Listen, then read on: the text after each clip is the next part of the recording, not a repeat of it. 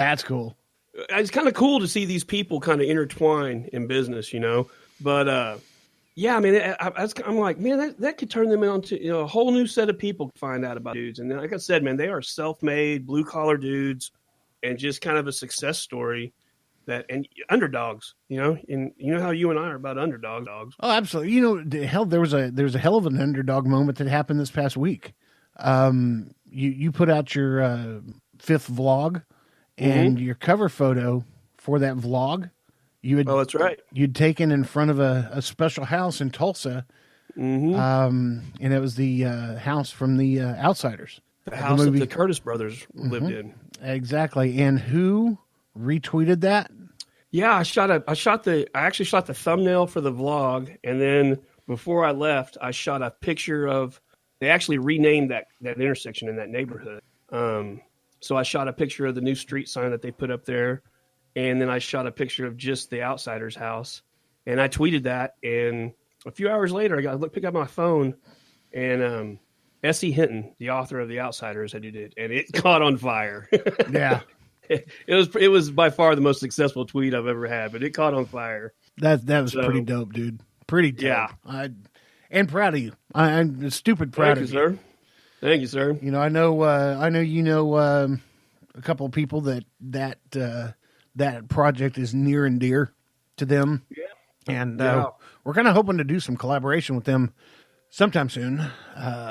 Maybe sometime this spring or something like that. But I was going to say, I think the weather's holding us back more than anything at all right now. The weather's kind of screwing us up. Guess what I got in the mail today? I give up. Yeah, well, I ordered it the first week of October, and it was on back order. My winter coat arrived today in the mail, finally. Just in time. Just in time for spring to come.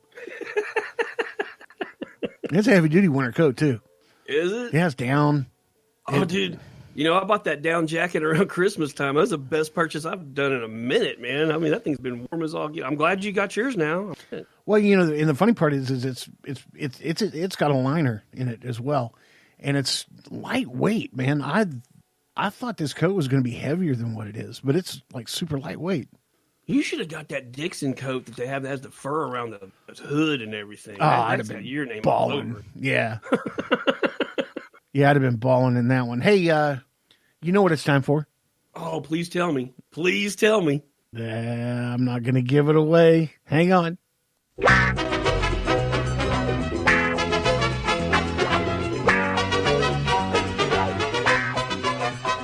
That's right. It's the James Woods tweet of the week. My favorite part of the podcast. I'm so glad we can bring this back, man. Me too. And this is something he said about 3 hours ago, and it's been the best one so far.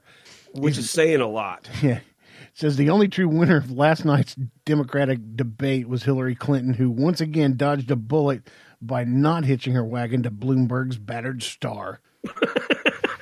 There you go. He is always, I mean, he has come back with a vengeance. Man, he's come back. Like if Dale Earnhardt came back from the dead and was racing again, he came back just like that. Dude, speaking of racing. Oh my gosh, yeah. This week talked about feel-good story of the week, bro. The Daytona 500, which was a good race. Of course, everything happened in it, and it all happens in about the last 25 laps. But the last 5. Yeah, but the very last lap, coming off the very last turn, the leader, his name was Ryan Newman, got spun into the wall, hits the wall, air gets underneath the car, flips the car over, and his driver's side window, there's no windows on the sides of the car. Where a window be. Yeah, there's a net there protecting the driver's arms from coming out of the car, but it's not enough to protect a car from coming into the driver's side window, which is exactly what happened. This car hit right where that window is and entered into his cockpit and bashed him up pretty good. And I thought the media did a great job of not jumping to conclusions, not surmising on anything. Hell, they even went as far as to put up black curtains around his car when they were extricating him from the car, which that kind of led people into thinking, oh my God, if they're putting up black curtains, this has got bad written all over it. And yesterday he's released from the hospital. So not only was he released, he walked out. And going back to Dale Earnhardt coming back from the dead, I think he kind of did a little bit on that one, because if it wasn't for Dale Earnhardt dying in the manner in which he did, crash, they wouldn't have the safety innovations that they do now. Oh, man, you know what? Props to the NASCAR safety guys, because they have come so far with the technology as far as safety in those cars. You got to realize they're going 200 plus miles an hour. Mm-hmm. So it doesn't take a lot to send those cars completely out of control. No. And for that guy to be able, I mean, you see it happen a lot. You see him get out of the car on the track and walk away from some accidents that 15 years ago, that wouldn't have been possible. No.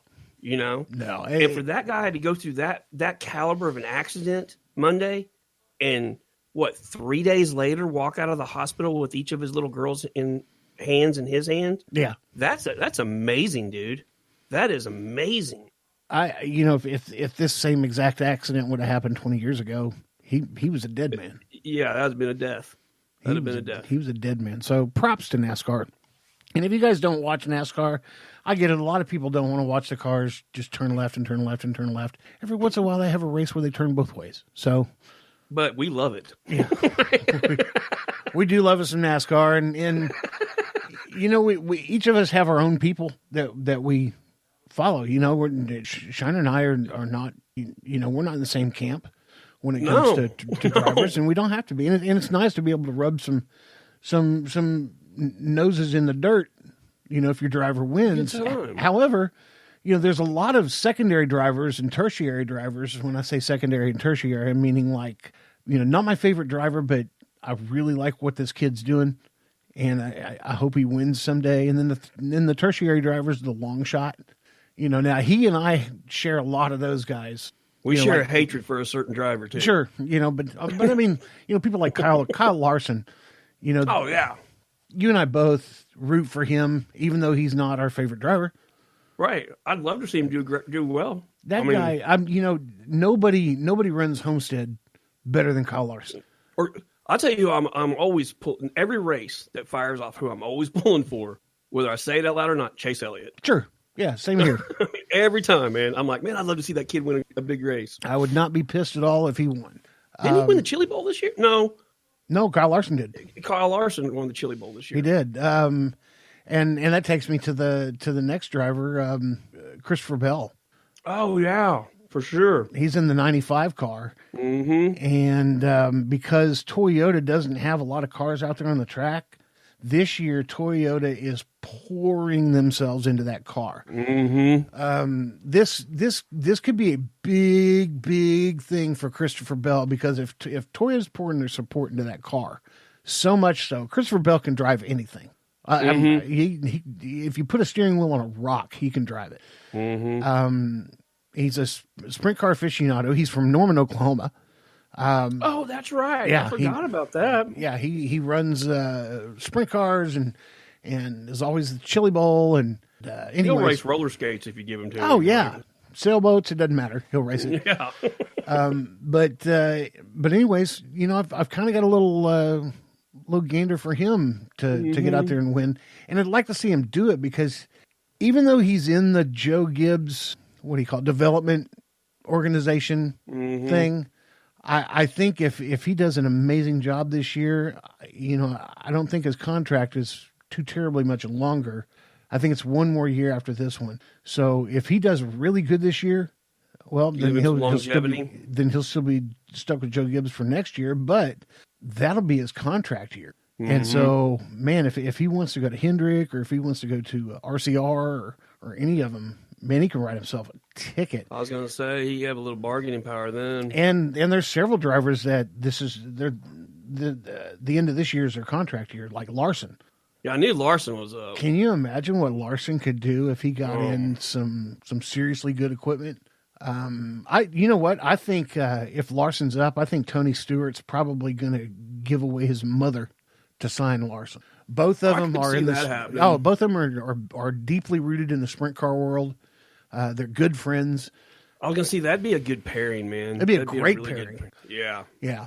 So I don't know, man. You know, Harvick is kind of mentioned. Man, one of these days I'm gonna be getting out of NASCAR. That was my pick for the photo. Harvick? I picked Harvick to win. I did not think his car was really good enough, and you don't even want to.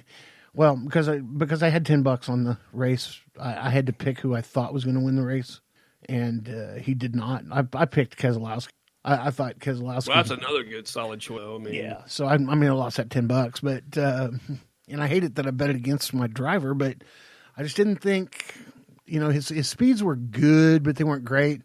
You know, the Keselowski was him in his moron crew chief. No, his Joey Logano, his teammate. Oh, don't even. You know, you get a text every time I see Logano do something. Yeah. Anyways, you know, even Joey was good, and Joey's got the best. Here's the thing: is you know, Dale Earnhardt Jr. was so good at plate races. Mm-hmm. A good portion of the reason why he was so good was because of his spotter, T.J. Majors. Mm-hmm. And when Dale Earnhardt retired, or when Earnhardt Jr. retired, he was Joey Logano jumped on him, and so he's Joey Logano's. Is that where he went? Yeah, he's Joey Logano's spotter. So I didn't know that. that's an ace to hold in your hand, and that's why Logano does really good as well as he does. Yeah, unfortunately, yes. You know, you can blame that on Earnhardt Jr., but I don't know how we got sidetracked on NASCAR. Jesus, I think it was just you know, talk about the feel good. Man, that was the feel good story of the week so far. It's going to be hard to top with, man. But it took a couple of days, man. They were real tight lipped on the information, and I'm glad that takes me back to what I was saying about the media. I was glad that Fox didn't say anything. Go crazy with it, and you could see on Gordon's face, his face just had bad written all over it.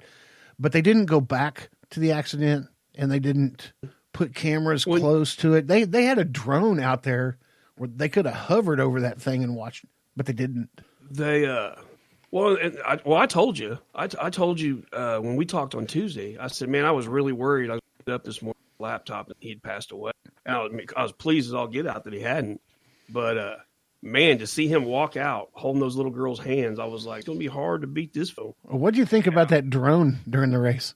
Dude, at first, it took me a minute to wrap my head around it because I was like, is this a cable cam? No. And then I started watching what they were doing, and at one point they were flying over the pits, and they must have spun the camera around 180 degrees as they continued in the same direction of travel. And I was like, oh, they've got a drone up in the air. Not only that, they have a drone pilot that is really good. Real good. And that's one area that we keep trying to branch out into. One of us needs to get good at flying a drone because you can get drone shots that are completely next. But I think it's cool, man. I hope they keep using it. That's very cool. Oh, I do too. Can you imagine what that thing is going to be like at Bristol?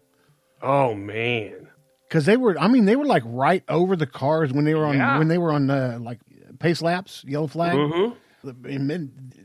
They were pacing that race at 70 miles an hour. And the drone was out running the field. I'm like, what drone are they flying? Yeah, it's got to be a special built, home built, souped up Tim the Tool Man. You ain't kidding, man. That thing. I mean, that's what I couldn't get over. I was like, what drone are they using that's able to do all this? Yeah, because it's certainly not a Mavic Mini. No, no. Well, I doubt that's the one they're using.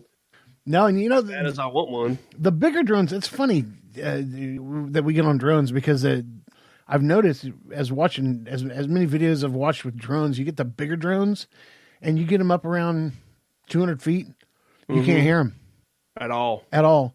That little Mavic Mini. When you get that thing up at 200 feet, it sounds like a swarm of bees getting ready to attack you. It does. Dude, there's some great drone pilots out there, but that Sam Colder dude, he does some of the most incredible drone flying that I in a rabbit hole of his stuff. Like, how in the world does he? But you've either got to have you got to be like Casey Neistat famous, where they just send you drones because I can't, I can afford to go out and buy a drone. Okay. I can tell you right now, I've got the money.